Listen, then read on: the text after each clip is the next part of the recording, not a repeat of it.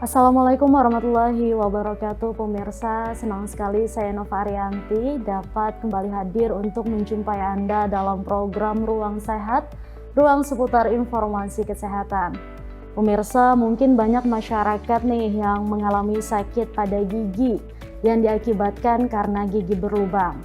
Nah, gigi berlubang merupakan kondisi gigi yang rusak akibat terkikisnya lapisan terluar gigi. Untuk mengatasi kerusakan pada rongga gigi serta mengobati infeksi dan pembusukan pada gigi, maka perlu dilakukan perawatan saluran akar gigi. Nah, untuk membahas hal ini lebih lanjut mengenai gigi berlubang dan perawatan saluran akar gigi, saya sudah terhubung dengan narasumber kita, yakni ada Dr. Gigi Stefani Aldelina Hartanto. Beliau selaku dokter gigi spesialis konservasi gigi. Halo dokter, apa kabarnya dok? Baik-baik, sehat-sehat, salam sejahtera untuk semuanya, salam sehat. Baik, sehat selalu tentunya dok ya. Iya, Tuhan syukur. Langsung saja nih dok, kita membahas mengenai gigi berlubang dan perawatan saluran akar gigi. Namun kita bahas satu-satu dok ya. Baik, kita bahas mengenai gigi berlubang dulu nih dok. Sebenarnya penyebabnya apa sih dok? Kenapa orang ini bisa mengalami gigi berlubang? Oke, jadi untuk gigi itu supaya bisa yang menyebabkan gigi berlubang ya, itu sebenarnya ada 3 faktor utama yang bisa menjadi penyebabnya. Yang pertama itu adanya bakteri ya.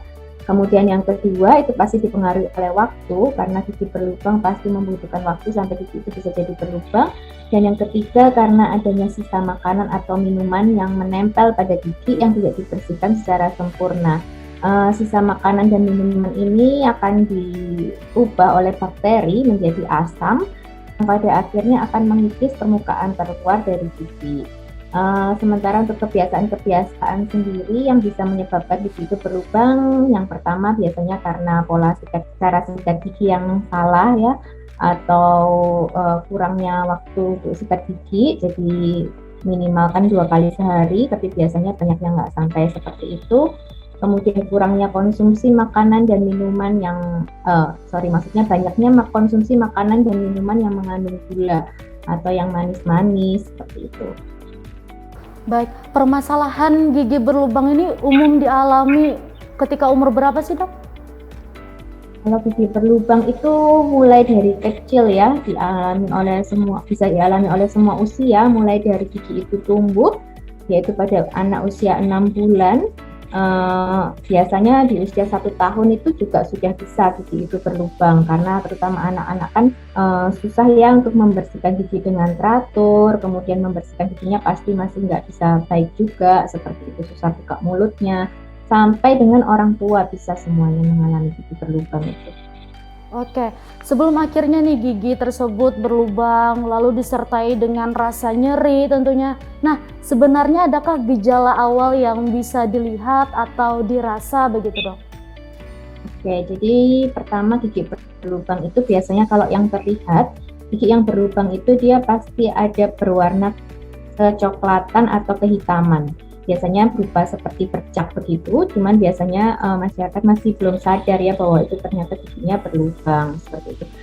Atau yang kedua itu bisa berwarna lebih putih daripada gigi di sekitarnya, atau bahasa kedokterannya white spot. Nah, itu berarti gigi itu adalah suatu tanda bahwa gigi tersebut akan berlubang seperti itu. Kalau untuk gejala yang dirasa, biasanya gigi itu menjadi lebih sensitif ya. Jadi kalau makan atau minum yang panas atau yang dingin, yang manis, itu biasanya bisa terasa ngilu seperti itu. Atau terkena udara yang dingin itu bisa biasanya lebih sensitif, jadi lebih ngilu seperti itu. Oke, untuk prosesnya sendiri berapa lama sih dok dari awalnya gigi yang baik-baik saja begitu atau normal ketika dilihat lalu menjadi gigi yang berlubang gitu, berapa lama sih dok prosesnya? Oke, kalau proses sih berapa lama itu tidak pasti ya, karena banyak faktor ya yang mempengaruhi, antara lain juga dari kondisi penderita itu sendiri seperti itu.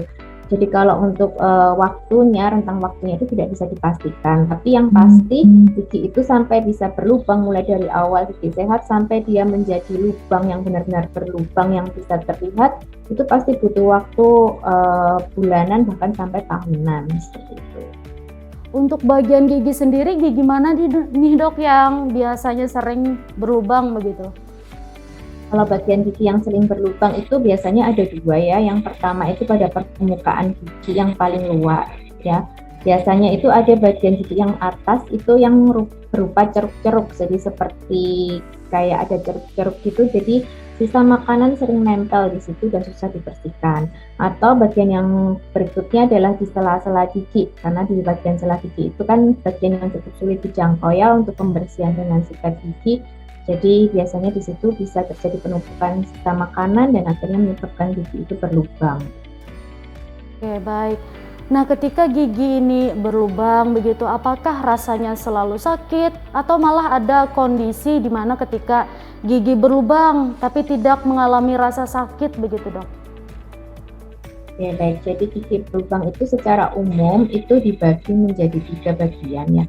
Yang pertama itu waktu gigi itu masih berlubang hanya di bagian yang terluar dari gigi atau bahasa kedokterannya itu lapisan enamel ya. Pada kondisi ini biasanya pasien tidak akan merasa apa-apa, jadi tidak ada keluhan apapun, tidak merasa sakit, tidak merasa apa-apa.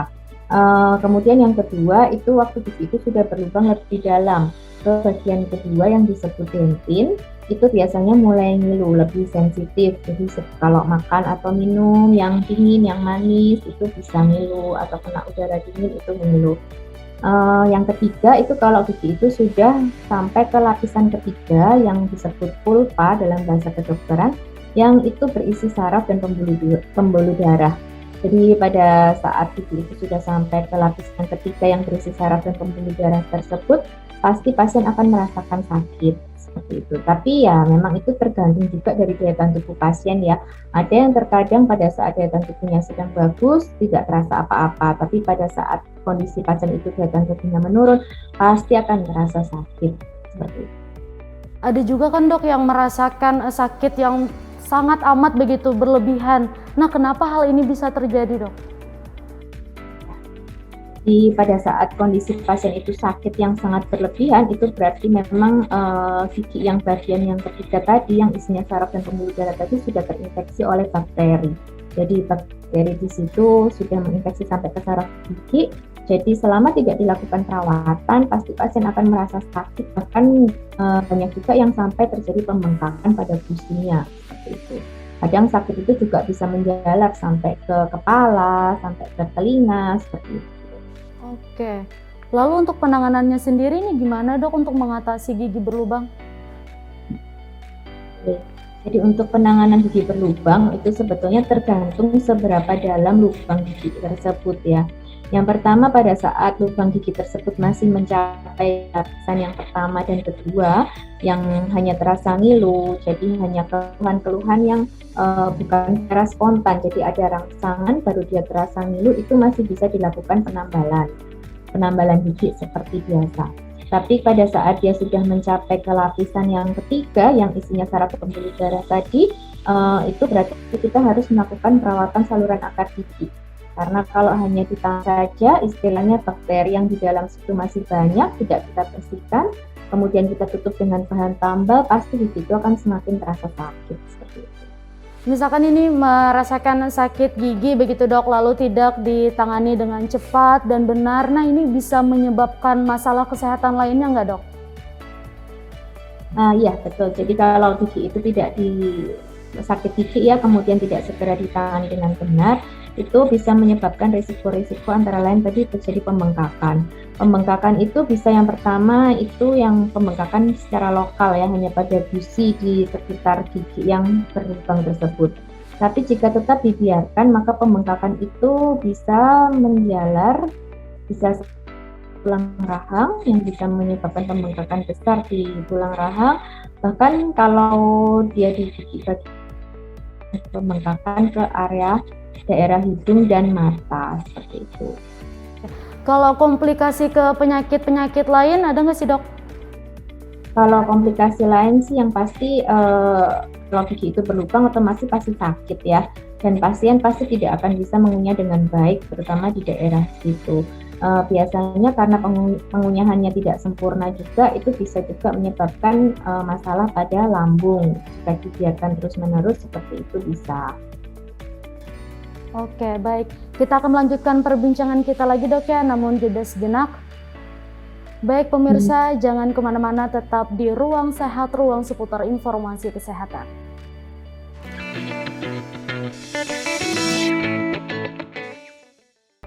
Ya pemirsa, Anda masih dalam program Ruang Sehat, ruang seputar informasi kesehatan. Nah, di segmen pertama tadi kita sudah berbicara ya mengenai gigi berlubang, dan di segmen kedua ini kita akan membahas nih mengenai perawatan saluran akar gigi. Tentunya masih dengan narasumber kita yakni Dr. Gigi Stefani.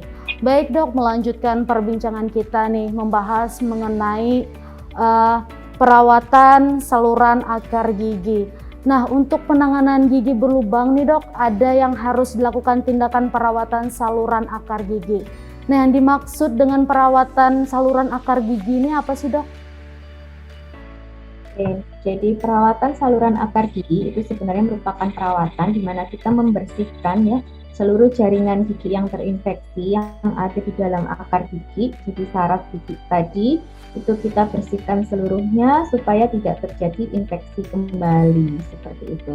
Kemudian kita setelah bersihkan, kita sterilkan, baru setelahnya kita tutup dengan bahan tertentu supaya bakteri tidak masuk lagi ke dalam saluran akar gigi tersebut.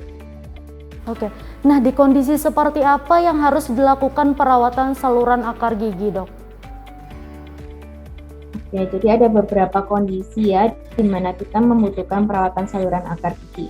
Yang pertama itu biasanya adanya rasa nyeri pada gigi, di mana nyeri tersebut timbul secara spontan, jadi tanpa ada rangsangan, tanpa pasiennya makan, tanpa minum yang dingin atau manis atau apapun, gigi itu terasa nyeri terus-menerus. Itu kondisi yang pertama. Yang kedua bisa juga pada saat kondisi gigi tersebut berubah warna. Jadi misalnya pasien itu pernah terbentur, itu kadang gigi itu bisa berubah warna sendiri menjadi warna kehitaman.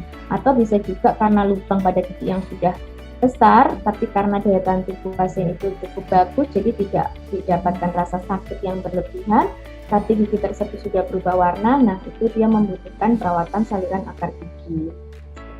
Oke, baik. Lalu adakah tahapan yang dilakukan saat melakukan perawatan saluran akar gigi ini dok? Ya, jadi untuk perawatan saluran akar gigi sendiri itu tahapannya cukup panjang ya sebetulnya. Jadi yang pertama kita pasti harus bersihkan dulu seluruh saluran akar gigi yang ada di dalam akar gigi tersebut. Kemudian nanti kita sterilkan, kemudian kita isi, dan supaya gigi tersebut bisa berfungsi kembali atau menyerupai seperti semula, kita harus memberikan suatu tambahan yang namanya mahkota gigi atau crown. Mungkin tuh lebih jelasnya bisa dilihat dari video yang bisa ditampilkan ya.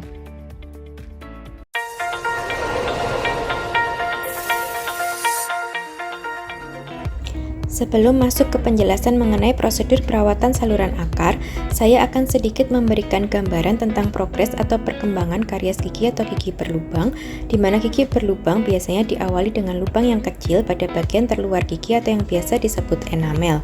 Kemudian membesar sampai ke lapisan kedua dari gigi atau yang biasa disebut dentin, dan kemudian akan semakin sangat besar sampai ke lapisan terdalam dari gigi atau yang biasa disebut pulpa yang berisi saraf dan pembuluh darah.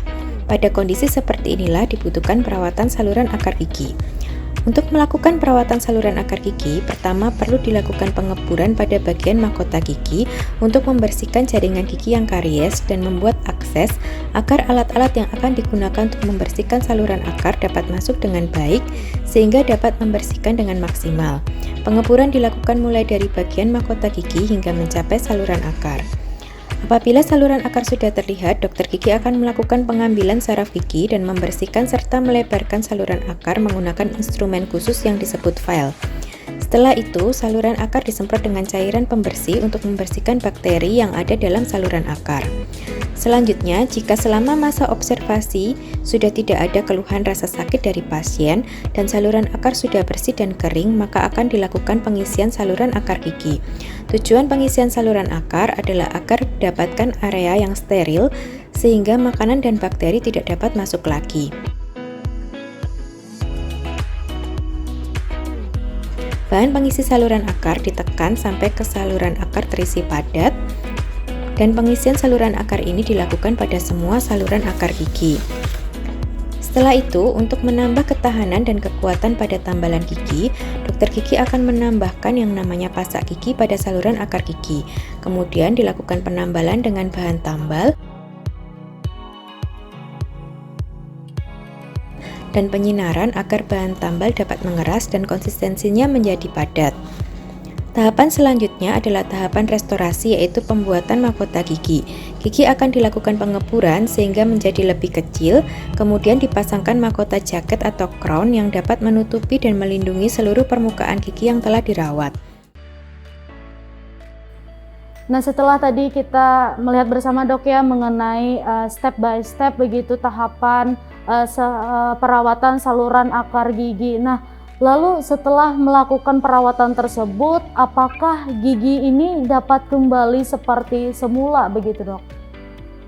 Jadi untuk gigi itu bisa kembali fungsinya ya, terutama itu menyerupai semula atau mendekati semula, itu memang kita membutuhkan suatu seperti yang ada dijelaskan di dalam video tadi, bahwa kita membutuhkan mahkota gigi atau crown.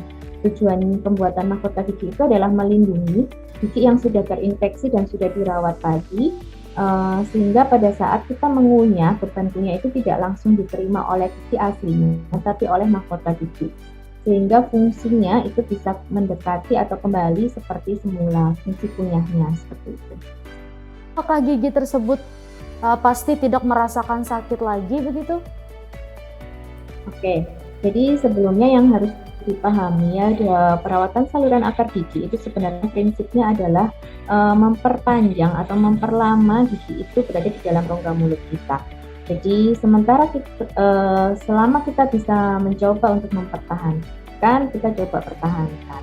Tapi tetap, karena yang kita lawan itu adalah bakteri yang tidak terlihat ya, yang sangat kecil dan dia tidak dapat dilihat secara langsung oleh mata.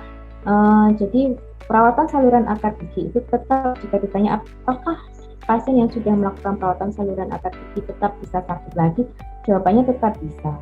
Tetapi berapa lama itu, nah itu kita tidak bisa pastikan, tergantung juga dari cara pasien tersebut untuk menjaga kesehatan dan kebersihan rongga mulutnya, kira-kira seperti itu.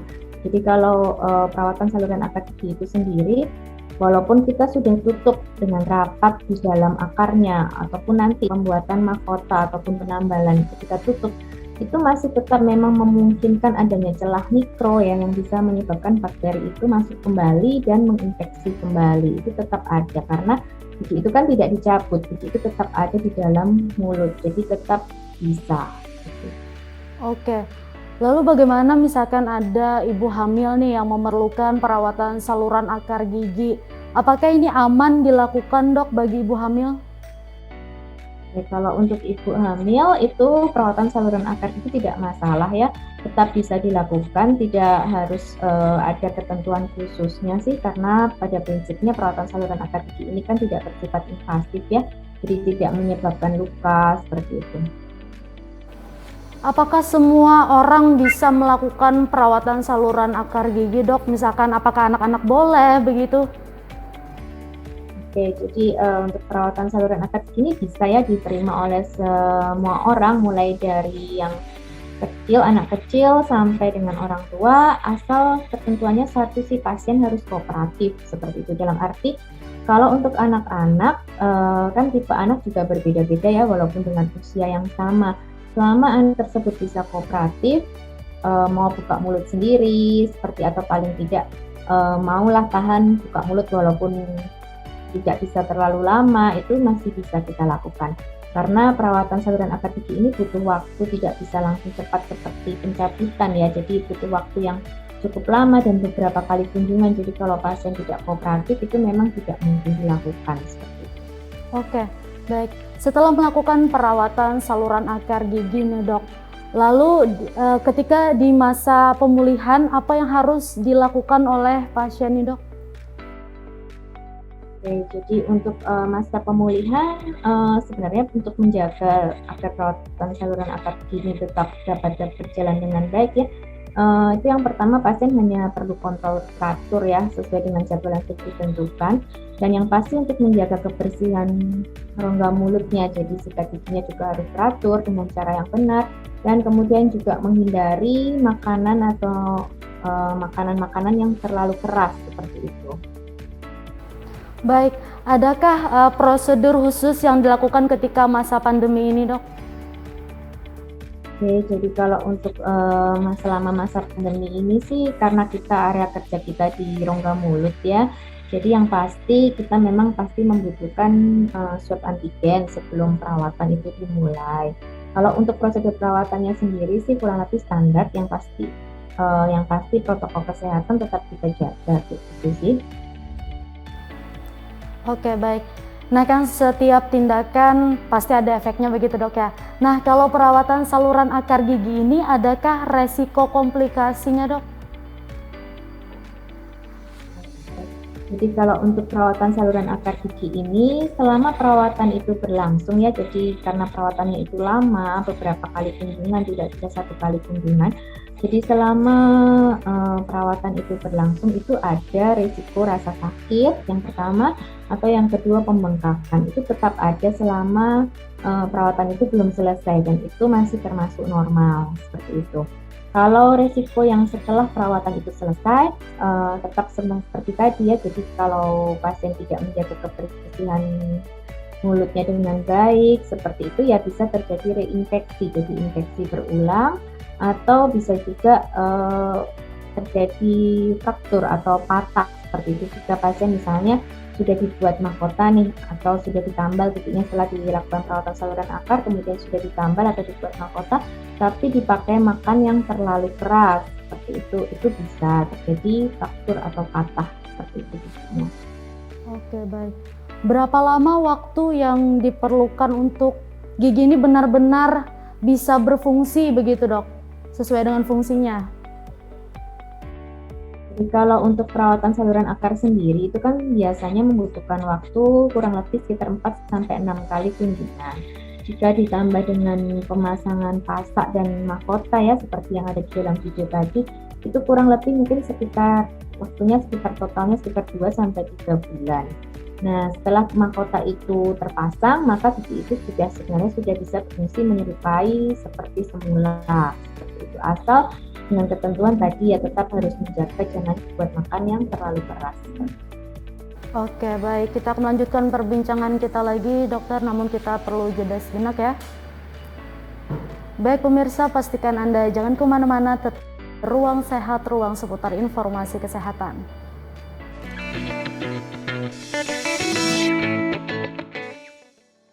Pemirsa, Anda masih di program Ruang Sehat, ruang seputar informasi kesehatan. Melanjutkan perbincangan kita dengan Dr. Gigi Stefani mengenai gigi berlubang dan perawatan saluran akar gigi. Baik dok, melanjutkan perbincangan kita ini, adakah faktor usia yang banyak mengalami gigi berlubang sehingga penanganannya harus sampai ke perawatan saluran akar gigi dok? Oke, jadi kalau untuk faktor usia ya sebenarnya mungkin sudah seperti yang saya sampaikan sebelumnya bahwa gigi berlubang itu bisa dialami oleh seluruh faktor usia ya, mulai dari anak-anak sampai dengan orang tua seperti itu. Untuk sebagian besar kasusnya itu yang sampai membutuhkan perawatan saluran akar gigi itu terutama pada anak-anak biasanya dan dewasa ya, dan dewasa muda atau dewasa. Pada anak-anak karena mungkin kebersihan rongga mulutnya kan pasti masih belum bisa terjaga dengan baik seperti itu. Kemudian jenis makanan yang dimakan juga kan semakin bervariasi seperti itu.